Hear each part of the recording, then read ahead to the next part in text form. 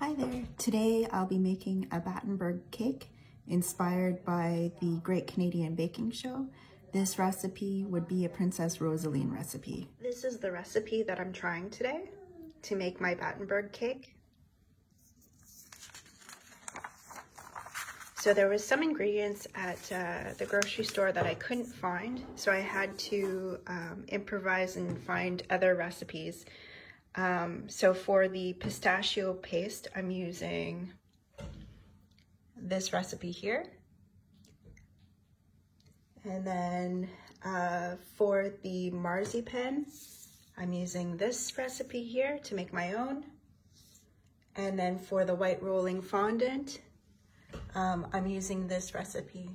So I'll put all the links in my notes. Calls for 265 grams of butter softened, 265 grams of castor sugar, 5 eggs, 265 grams of self-rising flour, 3/4 teaspoons of vanilla extract, half a teaspoon of cherry extract. I didn't have cherry extract at the grocery store, so I'm gonna use this for the flavor, the jam.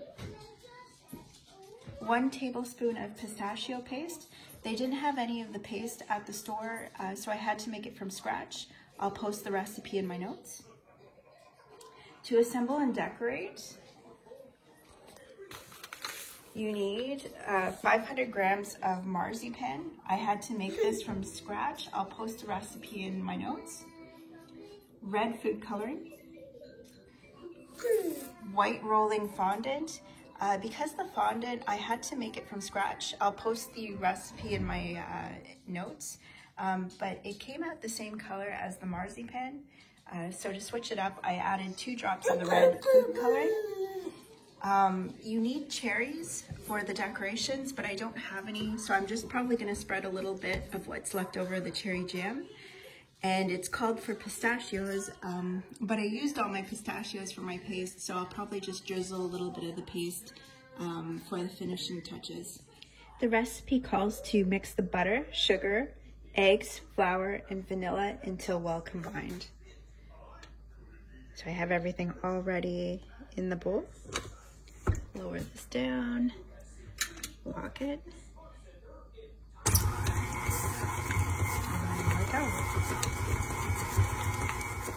This recipe calls for greasing a 9-inch square baking pan and then to take a large strip of parchment paper and make a 3-inch fold for the center to create a division between the 2 flavors of sponge. But what I did instead was I noticed my bread pans were 9 inches. They're 9 inches by 5. So I'm just gonna take my 2 bread pans instead, grease those, and add the parchment paper to the pan, and then that way I don't have to do a fancy division. After mixing my batter, I then divided it into 2 bowls, adding 1 tablespoon of cherry jam in replacement to the cherry extract, and I added 1 tablespoon of pistachio paste to the other half. So now they are, both batters are in bread tins that are lined with parchment paper, and I buttered the parchment paper so that the cakes don't stick when they come out of the oven. I'm just waiting on the oven now to preheat to 375. I took my 2 cakes out at 25 minutes and they're fully baked. So now they're just cooling off. So I've cut my sides to make them little cubes. Now just spreading the jam, I put some down the length here and I'm just spreading some on top, and I'm gonna put, just restack these and add more jam. I've rolled out the marzipan. There's a few crumbs here because I'm trying to measure to make sure that I've got it spread out enough. And I'll be putting this on top of this once I've got the jam spread out over the top here. So I got the marzipan around the 4 little cakes and the jam. That's what it looks like right now.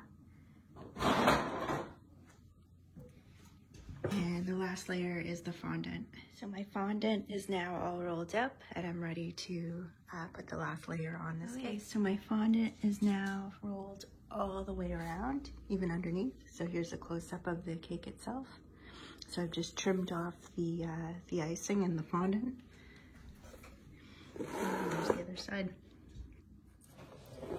So this is my Battenberg cake.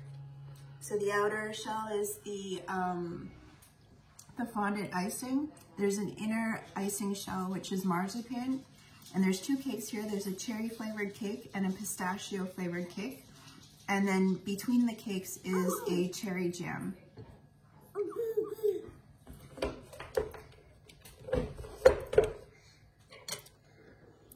So here it is on my plate. I already took a bite because I did a mistake a second ago.